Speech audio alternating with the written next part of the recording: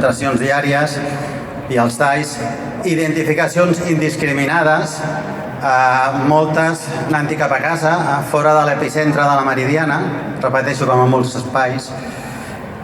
Tot això, a banda de les agressions ultres que hem anat patint de tot tipus, algunes encara estan en judici, és la motxilla que portem a sobre.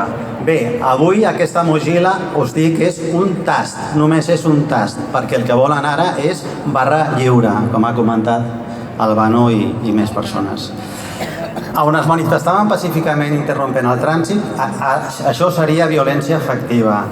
On s'havia de demostrar violència, ara només cal interpretar-se com a intimidació. Anem tranquils perquè els que ho interpreten són els de sempre, la policia i els jutges. Podríem continuar amb més exemples, però anem. Meridiana resisteix, no som els únics afectats, som un munt de col·lectius. El que és més sagnant de tot plegat és la connivència del govern del nostre país en tot aquest joc. I tant! Botiflers de merda! Fastigosos! Dimissió! Traïdors! Que no ens enganyin, que no ens enganyin. Ens volen desmobilitzades. El govern de la Generalitat vol enterrar l'1 d'octubre perquè saben que vam votar i vam guanyar. Exacte! Per això ens volen a casa i si pot ser lligats a la cadira. Companyes i companys, l'1 d'octubre és ben viu. Ho sabeu i ho saben. Per això legislen el que legislen. Per això continuen subvencionant la majoria de mitjans de comunicació, la majoria públics i privats. Per això fan la viu-viu amb una suposada taula de diàleg que només pretén distreure el personal mentre sota aquesta taula de fireta blanquegen connivència i repressió. Sí, senyor! Traïdors! Que no ens enganyin, de nou.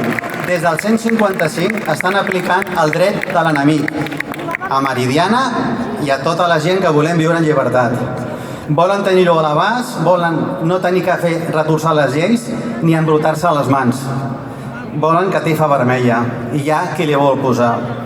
Per acabar, divendres 9 de desembre comença el període de presentació d'esmenes a les Cortes del Reino dels grups parlamentaris a Madrid.